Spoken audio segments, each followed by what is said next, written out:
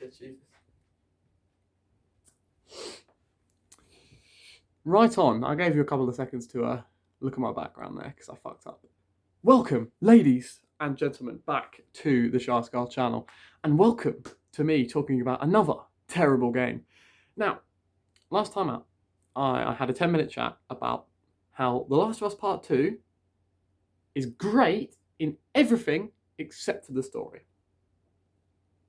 However, now I'm talking about Life is Strange 2.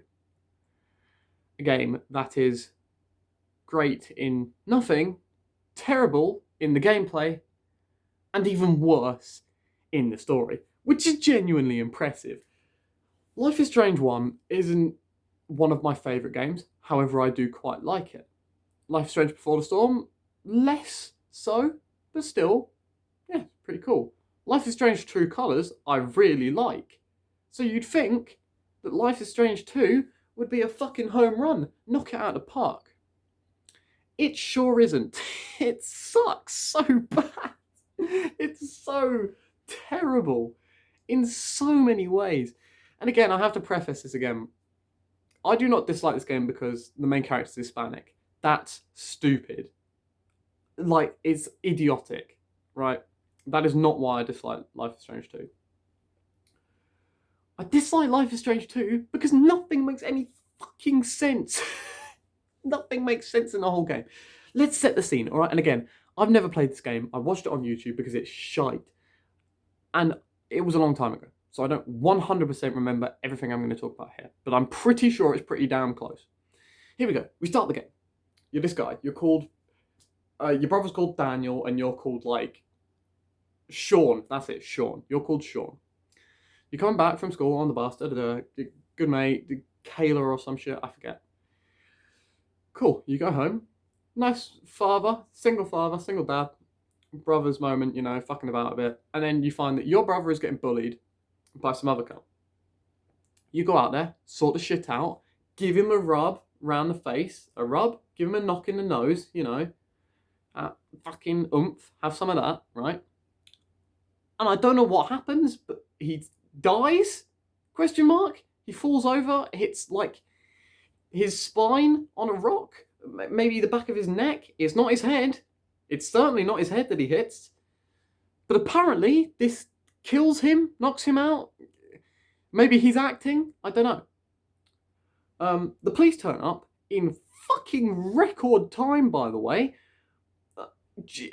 I don't think anyone even called the police, but boom, they were fucking there. They were there. This isn't how things normally go, but they were there. And he gets out of his car, and Daniel's got like fake blood over him and shit, because it's like Halloween. It's his Halloween costume, right? He gets out. He's pointing his gun at these kids, right? Telling them to get down on the floor. They do so. The dad comes out. You know, you coming along? Get down on the floor. No. Get down on the floor. No. Get down on the floor. Still not on the floor. So he shoots him. Probably a bit far, admittedly, but he didn't listen to the Rosa, right? So that's his own fault as far as I'm concerned. Then Daniel explodes or some shit. I don't know. He screams and fucking all sorts of stuff fly all over the place. They've killed, again, question mark, it's never made clear, this policeman. Somehow. Who knows how. And Sean wakes up and decides, you know what the best course of action is here? Pick up my brother and fucking leg it. What a moron. Firstly, just explain the situation, lad. Like, you shove this guy, he's hurt quite badly. A cop has shot your dad for no real reason. And then a big explosion that has no correlation with you, as far as you know, has occurred. What happens there that gets you anything more than manslaughter? Like, you didn't do the explosion, there's no evidence that you made the explosion occur, and you shoved a kid over, and maybe he's not even dead. We don't know. Maybe he's just fucking, maybe he's just taking a nap. Who knows? But you fucking run off, right? He's gone. Dunzo. See you later. Sayonara, sister, right? You fucking uproot your life. Now you're walking down like the fucking A320, right? There's trees all around you. There's trees all around you. And I'd like to say, from this point on, basically the general way that this game makes anything happen is Hispanic main character meets racist white guy, things occur. And that's literally it. So we carry on. We camp under like a cave or some shit for a night. We end up at this like garage, right, or gas station. We're buying some shit. We're buying food and shit. We go outside, sit on the bench, and we eat this food. And then this guy comes, said racist white guy, and just sort of like locks you in his like office. I don't know why. You clearly weren't doing, and this is obviously just they're going for the racist angle here, quite obviously, because you were sitting at a bench, like you didn't do anything. Handcuffs Sean to a pipe. Somehow Daniel escapes. Makes sense. The younger one at the age of 10 normally would be better at fighting than the 17-year-old. Nice one. Daniel escapes, runs off, is able to outrun a fully grown man, comes back, frees Sean, has another like explosion thing, explodes inside the garage, and you can choose to either nick a tent or not nick a tent, I'm pretty sure. You find this hippie guy called Brody as well. He helps you out. And that's the end of, I think that's the end of the first episode, I believe. Or we might have gone a little bit into the second episode there, I think, possibly. I think I've got this in the wrong order, but it still makes no sense, right? It doesn't matter what order I say it in, because every episode is completely separate from the rest, so it doesn't matter at all. You end up staying at a motel, where you have a choice to phone like Kayla or some shit. I don't think it matters whether you phone her or not. You either phone her or you yam your phone into the sea. That's symbolic and shit. Daniel finds out that his dad's died. He somehow didn't know this before now.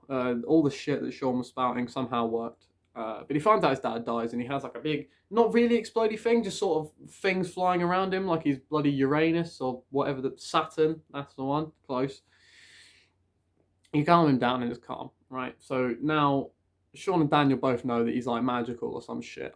I still don't really know how his powers are a thing or why they're a thing. They basically just pop up whenever the plot wants it to. So they now go to see their nana and granddad / like auntie and uncle sort of thing. Can't remember which one really. They get in trouble there. They meet Captain Spirit, which was a knockoff game, which was actually a good game.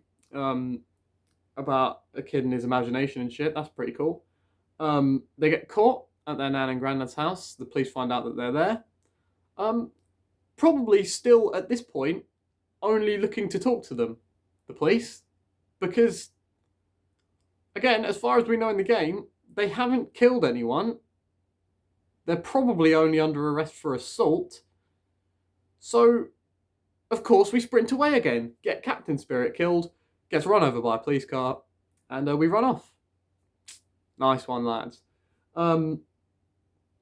We end up in this like cabin in the mountains, some shit. You find a dog. You find this dog, and it's like it allows you to be really nice to the dog and shit, and it's really cool and shit. It dies right at the start of the next episode. Absolutely nothing you can do to stop it from happening, as far as I know. So that's cool. That's nice. That's literally just the game trying to get pity out of you. It doesn't work. It doesn't work. Like, the game knows that you're not going to like its two main characters, so it tries to just kill a dog to make you feel sad about it. It doesn't work. Or, let's have another little quick chat, by the way. This is going off topic slightly. About Daniel and Sean. Daniel is so fucking annoying. Holy shit. I know he's a kid. I know he's 10. But I have a 10-year-old sister. And she fucking listens to me. Alright? This kid does not listen to anything you tell him. Ever. And my sister, when she listens to me, it's about like fucking closing my door or something. We're gonna die, Daniel. And you're just fucking jerking off in the corner. Get your shit together. Secondly, Sean, biggest beta male in all of history. And I hate that phrase, but he is. He cannot do anything. He can't do anything with his life. Like, He does nothing successfully ever. He can't fight, as we've seen. He can't really talk to people very well without it being awkward. I don't know if that's probably just the writing of the game being terrible, to be fair, because it is. But God, it's awful. Anyway, we run away from this cabin and somehow end up at a weed farm. How? Who knows? It's not explained. We're in episode 3 now, though, and we're at a weed farm. We've been there for a couple of months, apparently. You know, it wouldn't have been interesting to find out how we found this weed farm or any of that shit, because who cares? Who cares? Oh, I know my head's a mess, but it can't be that bad. But fuck it. Who cares? Really? Not the people who made the game, I'll tell you that. Now, we decide we don't get paid or something, and we have sex with a girl at this place, and it's terrible or something. I don't know. I can't mind. I remember it being terrible though. Sorry, that was thinking about myself. It was terrible in the game as well. And then like Daniel goes off with this other guy, this guy with like dreadlocks and shit, because it's a weed farm. Everyone's a hippie. Everyone that does puff is a hippie apparently, which is interesting. I don't know any hippies, but I do. Anyway, he's trying to rob money from this guy for basically no reason. Maybe he's not getting paid enough or something. Again, not hugely explained. But you try and rob this guy and you get found out, and Daniel doesn't use his massive floaty fling shit across the room powers, which, by the way, in the last 2 episodes we've been training him to use so he can now lift up shit that is pretty heavy. You are literally at gunpoint from the guy you're trying to steal from, and he just doesn't fucking bother for about 10 minutes until he randomly does some stupid shit that doesn't really help. And like an explosion happens somehow. Obviously it's explained in the game how the explosion happens. I can't remember how, but just big boom, as far as I know. And Sean loses an eye, so he wakes up. Somehow, again, Daniel has managed to evade law enforcement despite being the same age as fucking Dora the Explorer, mate. Again, he evades, but you get caught again. What is wrong with this man? He's 17 and he can't. Anyway, you're in hospital at the start of episode 4. You've got like a bandage over your eye and shit, and you spend ages doing this boring shit about like depth perception, but it doesn't work because it's a game. Depth perception doesn't exist in games, so it's pointless. You get a load of other pointless shit that's completely boring, and then you escape from this hospital you're not guarded at all, and you just escape. You knock out a guard somehow with like a pipe or some shit. You run away. You have the chance to talk to the dreadlock guy who got you in the shit anyway, or you could just not. It doesn't matter if you talk to him or not. You learn basically nothing, and now you nick a car. Somehow you know how to hotwire a car, despite at the start of the game you had to help your dad fix a car. Clearly had no knowledge about it. Didn't even know what a spanner was. Somehow you managed to hotwire a car. Don't ask me.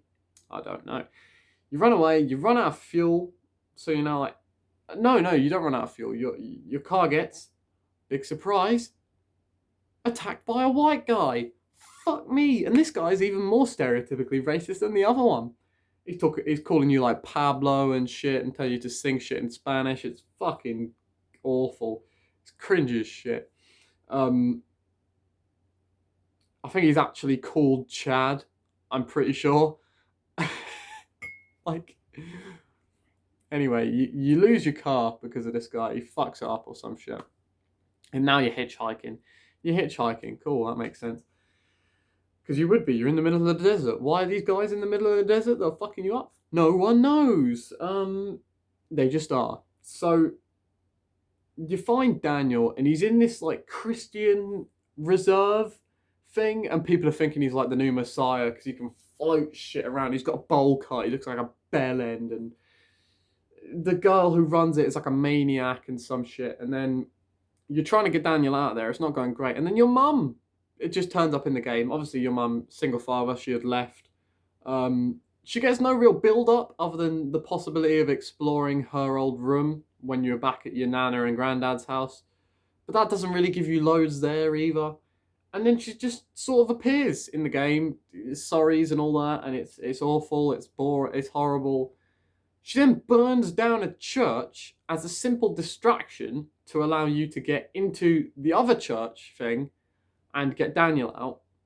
But then the church thing that Daniel's in also catches fire somehow, and you have to like get out. You kill this one guy, and then you can choose to kill the girl, or she'll kill herself while like being on fire in the church, and praise be and all that shit.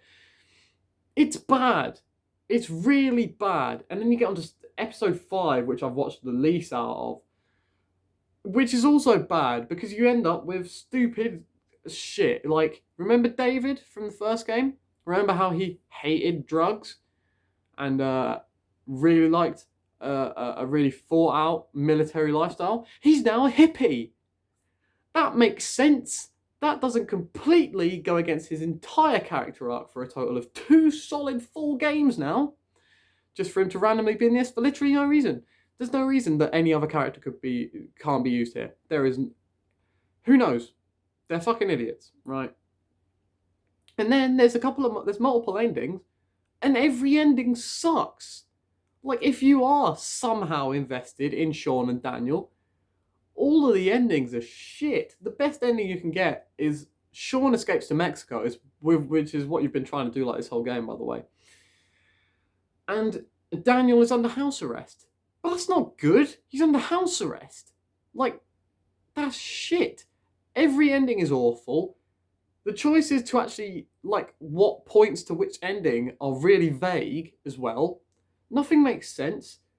You also, I've completely missed a bit. You try and, so this is Trump times, so they've built the wall at this point. Daniel fucking Moseses, literally, they're trying to do Moses, a hole into the wall, and then gets somehow restrained by 2 random white fucking border patrol agents. Again, very racist ones. Big surprise. He just tore down a wall taller than the fucking Burj Khalifa, and he's being restrained by Cindy. She's not called Cindy, but you get what I mean. It's fucking stupid. They get taken to the police station, which they then escape from with ease. They can escape police, but not Cindy. No way. And then the endings come, and it's awful, and it's terrible, and it's the worst game I've ever seen. Like Life is Strange 2, Last of Us Part 2, I at least had, like, there was some small things that you could do to that game to make it have a good story. The story was detrimental in that game for 3 bad decisions. But the story in Life is Strange 2 is detrimental because it's Life is Strange 2. It's so bad the whole time. There's not one good bit of story that makes sense at all. Nothing. You look, and I'm using this for charity, you look like a clown when you play it because it's stupid. It's so dumb. It is so dumb. I'm not even going to try and fix it because I don't care enough to.